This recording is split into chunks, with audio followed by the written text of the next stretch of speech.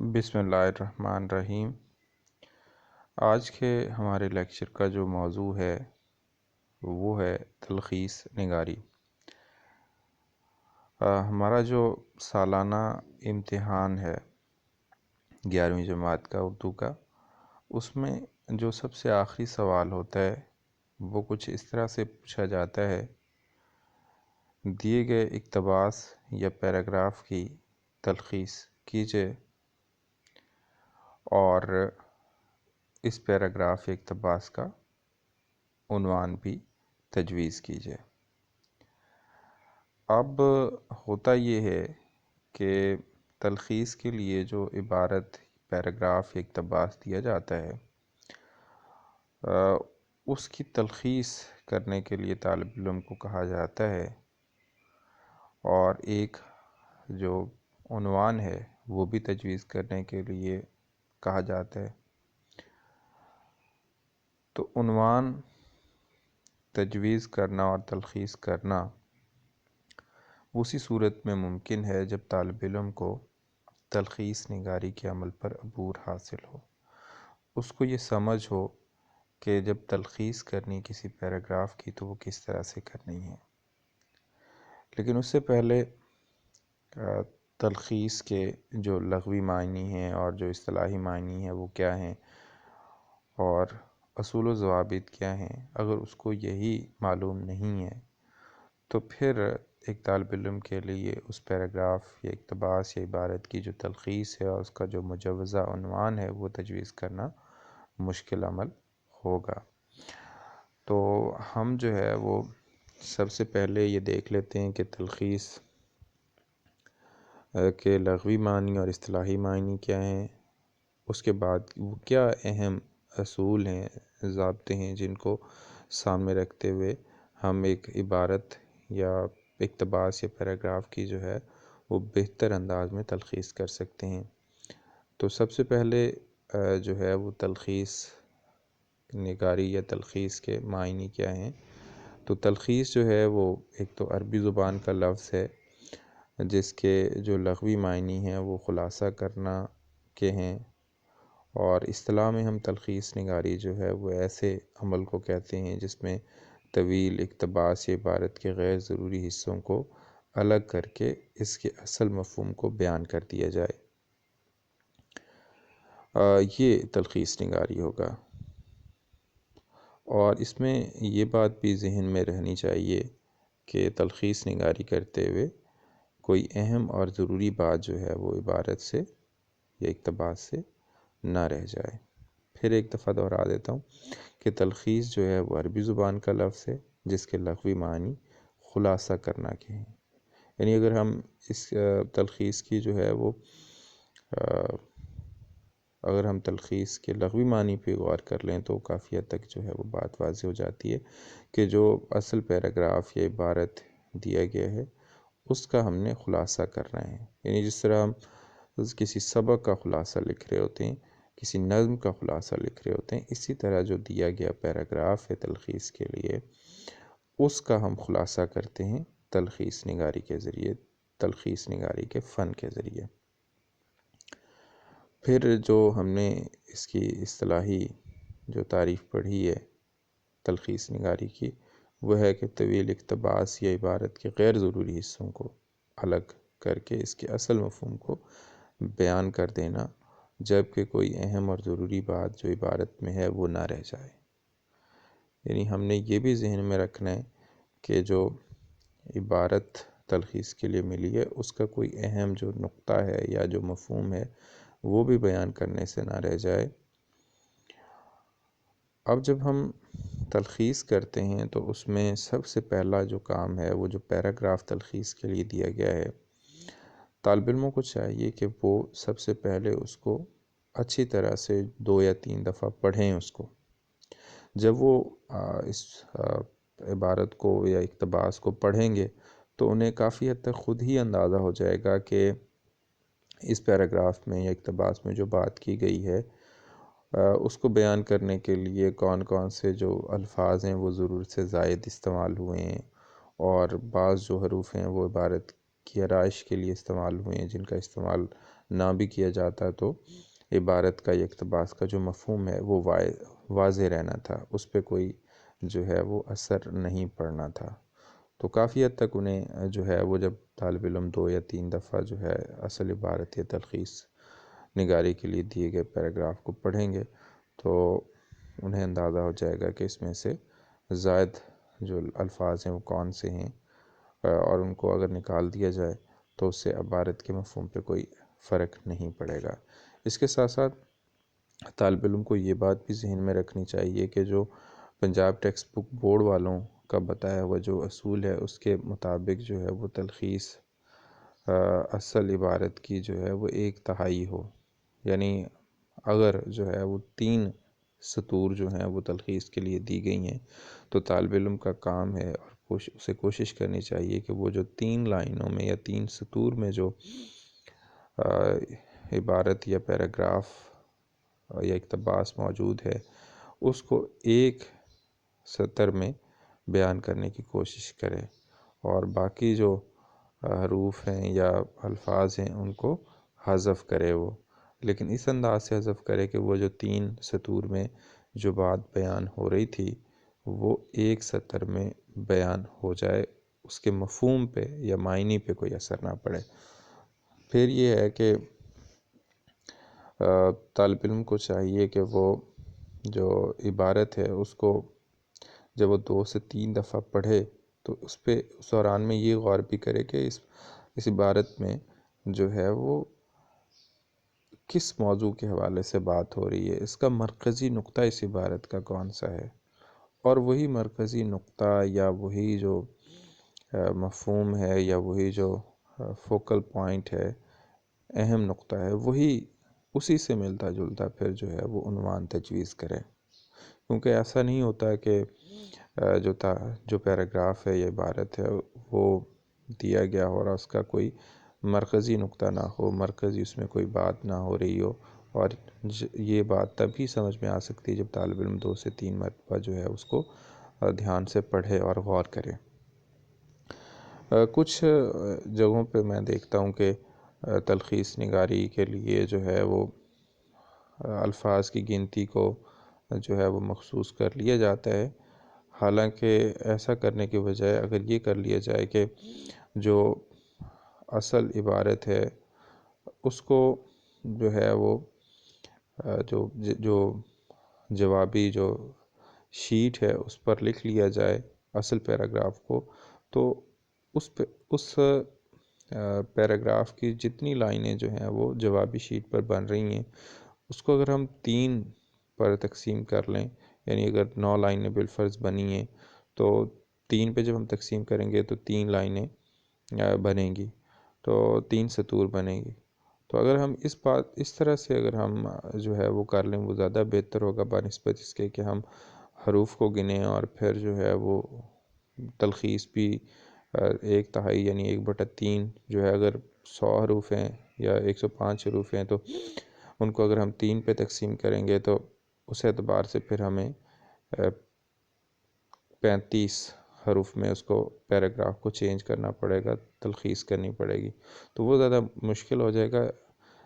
اگر ہم سطور کے حساب سے کر لیں تو وہ زیادہ بہتر ہے، جو طریقہ میں نے بتایا کہ اصل جو آنسر شیٹ ہے جہاں ہم نے جواب لکھنا ہے تو وہ جو کویشچن پیپر ہے اس سے جو تلخیص کے لیے عبارت دی گئی ہے اس کو ہم جو ہے وہ اس پہ لکھ لیں اصل آنسر شیٹ پہ، اور آنسر شیٹ کی جو جتنی لائنیں بن رہی ہیں وہ ان کو کاؤنٹ کریں اور اس کو 3 پہ تقسیم کر دیں، تو وہ ہمارے پاس 1/3 سطور کا اندازہ ہمیں ہو جائے گا۔ اور یہ ضروری نہیں ہے کہ اگر 9 لائنیں وہاں بنی تو 3 ہی ہوں، 3 سے 3.5 بھی ہو سکتی ہیں، 4 بھی ہو سکتی ہیں، لیکن اس سے زیادہ نہ ہو، اس سے زائد نہ ہو، اور یہ طریقہ اگر دھیان میں رکھ لیا جائے تو وہ زیادہ مناسب ہے اور زیادہ آسان بھی ہے۔ اس کے علاوہ جب ہم تلخیص کرتے ہیں تو اس میں سے جو غیر ضروری تشبیہات، استعارات یا محاورات کا استعمال ہو رہا ہے اصل عبارت میں اس کو بھی حذف کر دینا چاہیے۔ پھر یہ ہے کہ اشعار کا اگر استعمال آیا تو ان کو بھی حذف کرنا چاہیے، اشعار کا استعمال نہیں کرنا چاہیے۔ تلخیص کرتے ہوئے ان اشعار کو جو غیر ضروری حذف کر دینا چاہیے، اور اگر کوئی شعر ایسا ہے جس سے اس عبارت کا مفہوم جو ہے وہ واضح ہو رہا ہے، تو پھر اس شعر کا مفہوم جو ہے وہ مختصر الفاظ میں جو ہے وہ نثر کے انداز میں بیان کر دینا چاہیے۔ اس کے علاوہ جو ہے وہ تلخیص جو ہے، اگر اس کے لیے دیے گئے پیراگراف میں جو ہے وہ 2 یا 3 جو ہیں وہ پیراگراف بن رہے ہیں اس عبارت کے جو تلخیص کے لیے دی گئی ہے، تو اس کو تلخیص کرتے ہوئے آپ ایک ہی پیراگراف کی صورت میں لکھیں گے، ایک پیراگراف سے آپ زیادہ پیراگراف نہیں بنائیں گے۔ پھر یہ ہے کہ مفہوم جو ہے اس کے لیے آپ کوشش کریں کہ اپنے الفاظ بھی استعمال کریں، پھر زبان سادہ، فہم اور آسان ہو، اور ایک اہم بات کہ جس طرح ہم تشریح میں کرتے ہیں، تو تلخیص میں جو ہے وہ تنقید و تبصرہ نہیں کیا جاتا، تجزیہ نہیں کی جاتا، وضاحت نہیں کی جاتی، صرف آپ نے اس پیراگراف کے مفہوم کو بیان کرنا ہے سادہ اور عام لفظوں میں اور آسان لفظوں میں، اور جس کی جو تعداد ہے وہ 1/3 ہو، 1/3 سے زائد نہ ہو، خیالات اور مطالب جو ہیں اصل عبارت والے ہوں، یہ بھی ذہن میں رکھنا چاہیے۔ وہ خیالات اور مطالب یا مفہوم جو ہیں وہ اپنے پاس سے اس میں داخل نہ کیے جائیں، بلکہ وہی مطالب ہوں، وہی معنی ہوں، وہی باتیں ہوں جو اس اصل پیراگراف میں کی گئی تھیں۔ اس طرح جو ہم معنی جملوں اور مترادف الفاظ و تراکیب کا ذکر آیا ہو تو ان کو حذف کر دینا چاہیے، ان کو نکال دینا چاہیے، کیونکہ مترادف لفظ کا مطلب یہ ہے کہ آپ بار بار ایک ہی مفہوم کو بار بار ادا کر رہے ہیں۔ اس کے بعد آخر میں جو ہے وہ تلخیص شدہ جو عبارت ہے اس کو ایک دفعہ دوبارہ پڑھ لینا چاہیے، تاکہ جو اس میں کوئی اگر غلطی رہ گئی ہے تو وہ دور ہو جائے۔ تو میں جو ہے وہ دوبارہ دہرائے دیتا ہوں کہ ایک تو یہ کہ تلخیص جو ہے وہ خلاصہ کرنا ہے، جو تلخیص کے لیے پیراگراف یا عبارت اقتباس دیا گیا ہے اس کا ہم ایک طرح سے خلاصہ کر رہے ہوتے ہیں، خاص خاص اس کے نقاط ہم نے بیان کرنے ہیں۔ پھر یہ ہے کہ تلخیص کے لیے ضروری ہے کہ جو اصل پیراگراف دیا گیا ہے اس کو دھیان سے پڑھا جائے 2 سے 3 دفعہ، اور اس کو پڑھ کے تو جو ہے وہ اندازہ لگایا جائے کہ اس میں اضافی یا زائد الفاظ، حروف، مترادفات یا جو ہے وہ اشعار، محاورات، ضرب الامثال، تشبیہ، استعارات وغیرہ کیا ہیں ان کو حذف کر دیا جائے، اور جو اصل پیراگراف یا عبارت اقتباس ہے اس کی جو تلخیص ہے وہ 1/3 حصے میں کی جائے، یعنی 1/3 حصے میں کی جائے۔ اگر میں نے جس طرح پہلے بات کی تھی کہ 3 سطور ہیں تو 1 سطر میں اس کی تلخیص کی جائے، اور جب آپ 2 سے 3 دفعہ پیراگراف کو پڑھیں گے تو وہ جو پیراگراف کا جو عنوان آپ نے دینا ہے وہ بھی آپ کے ذہن میں آ جائے گا۔ اسی حوالے سے ہم ایک عبارت جو ہے وہ 11ویں جماعت کی جو کتاب ہے سرمایہ اردو، اس کے صفحہ نمبر 55 پر دیکھ لیتے ہیں، تاکہ آپ کو مثال سے اندازہ ہو جائے کہ کس طرح سے آپ نے تلخیص کرنی ہے۔ اور یہ ایک عبارت ہے: 1-2 غلط فہمیاں البتہ ضرور رفع کرنا چاہتا ہوں۔ لاہور پنجاب میں واقع ہے، لیکن پنجاب اب پنج آب نہیں رہا۔ اس 5 دریاؤں کی سرزمین میں اب صرف 4.5 دریا بہتے ہیں، اور جو نصف دریا ہے وہ تو اب بہنے کے قابل ہی نہیں رہا۔ اس کو اصطلاح میں راوی ضعیف کہتے ہیں۔ ملنے کا پتہ یہ ہے کہ شہر کے قریب 2 پل بنے ہوئے ہیں، ان کے نیچے ریت میں یہ دریا لیٹا رہتا ہے، بہنے کا شغل عرصے سے بند ہے، اس لیے یہ بتانا بھی مشکل ہے کہ شہر دریا کے دائیں کنارے پر واقع ہے یا بائیں کنارے پر۔ اب ہم دیکھتے ہیں کہ اس کا جو مجوزہ عنوان ہے وہ دیا گیا ہے لاہور کا جغرافیہ۔ اب آگے اس کی تلخیص لکھی گئی ہے: لاہور پنجاب میں واقع ہے، جسے پنجاب نہیں کہا جا سکتا کیونکہ راوی بہنا چھوڑ چکا ہے، یہ بتانا مشکل ہے کہ شہر دریا کے دائیں کنارے پر واقع ہے یا بائیں کنارے پر۔ اب ہم دیکھتے ہیں کہ جو تقریباً 4 جو سطور تھیں ان کو تلخیص نگار نے جو ہے وہ 1.5 سطور میں بدل کے رکھ دیا ہے، اور اس نے یہ کیا ہے کہ جو اصل عبارت تھی اس کا مفہوم اس نے جو ہے وہ یا بدلنے نہیں دیا، اس پہ کوئی حرج یا کوئی نقصان اس کا نہیں کیا۔ تو اسی طرح جو ہے وہ طالب علموں کو چاہیے کہ وہ جو بھی عبارت تلخیص کے لیے آئے اس کو ان اصولوں کے مطابق جو ہے وہ پڑھیں، اور پڑھنے کے بعد جو ہے وہ ان کے اس عبارت کے لیے مجوزہ عنوان دیں، عنوان تجویز کریں، اور اس پیراگراف کی یا عبارت کی تلخیص کریں۔ یہاں پہ ایک ہم کتاب میں جب دیکھتے ہیں پنجاب ٹیکسٹ بک بورڈ کی کتاب میں صفحہ نمبر 55-56 پہ، تو وہاں حروف کی تعداد بھی جو ہے وہ پیراگراف کے آخر میں جو ہے وہ کاؤنٹ کر کے لکھ دی گئی ہے۔ تو اگر طالب علم اس طرح آسانی سمجھتے ہیں تو وہ اس طرح بھی کر سکتے ہیں، اور اگر اس طرح ان کو آسانی نہیں لگتی تو جس طرح سے میں نے بتایا کہ اس طرح سے آپ تلخیص کر لیں کہ جو اصل عبارت ہے اس کو آنسر شیٹ پہ لکھیں اور اس کی سطور کو کاؤنٹ کریں اور اس کو 3 پہ تقسیم کر لیں، اور 3 پہ فار ایگزامپل اگر 12 لائنیں بنتی ہیں تو 3 پہ اگر ہم تقسیم کرتے ہیں تو وہ 4 لائنوں میں ہمیں اس کی تلخیص لکھنی چاہیے۔ اب یہ فارمولہ جو ہے وہ یہ ایسا نہیں ہے کہ یہ کوئی میتھ کا فارمولہ ہے اور اس کو لازمی فالو کرنا ہے۔ یہ ہے کہ اگر 4 لائنیں یا 1/3 4 بن رہے تو 4 4.25 بھی ہو سکتا ہے اور 3.25 بھی ہو سکتا ہے، اسی طرح 5 تک بھی آپ جا سکتے ہیں، لیکن اس سے زیادہ نہ ہو، کیونکہ تلخیص کا مطلب ہوتا ہے کہ آپ اس عبارت یا اقتباس یا پیراگراف کی خاص باتیں بیان کریں، خلاصہ کریں، جس طرح ہم سبق کا خلاصہ لکھ رہے ہوتے ہیں۔ لیکن ہمارے یہاں بدقسمتی یہ ہے کہ ہم خلاصہ بھی یہ سمجھ لیتے ہیں کہ اپنے لفظوں میں کہانی کا بیان کرنا، اور خلاصہ ہم جو ہے وہ اصل کہانی سے بھی جو ہے 4 صفحے زیادہ لکھنے کی کوشش کرتے ہیں، حالانکہ ایسا نہیں ہوتا۔ خلاصے میں بھی ہمیں خاص باتیں بیان کرنی چاہیے، اور تلخیص اور خلاصہ ایک دوسرے سے ملتی جلتی تحریر ہی ہے۔ تو طالب علموں کو چاہیے کہ وہ جو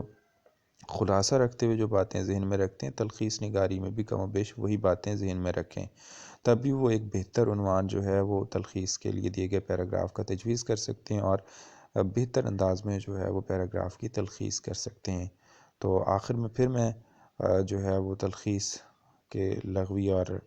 اصطلاحی معنوں پہ بات کر دیتا ہوں کہ تلخیص ہے خلاصہ کرنا، کسی پیراگراف کا خلاصہ کرنا، اور تلخیص نگاری میں ہم یہ کرتے ہیں کہ جو اقتباس یا عبارت یا پیراگراف ہمیں دیا گیا ہے اس کی جو خاص باتیں ہیں وہ ہم بیان کرتے ہیں، اور یہی تلخیص نگاری ہے۔ اور جو طالب علم جو ہے تلخیص نگاری کو سمجھنا چاہتے ہیں، جب تک وہ اپنے ذہن میں یہ بات نہیں رکھیں گے کہ تلخیص کے لغوی معنی کیا اور اصطلاحی معنی کیا ہے، تو ان کے لیے تلخیص نگاری کو سمجھنا مشکل ہوگا۔ اور امتحان میں یہ سوال کچھ اس طرح سے آتا ہے کہ دیے گئے اقتباس یا عبارت کی تلخیص کیجیے، اور اس اقتباس یا عبارت کا ایک عنوان بھی تجویز کیجیے۔ تو اس کے ساتھ ہی آج کا لیکچر اپنے اختتام کو پہنچتا ہے۔ اللہ حافظ۔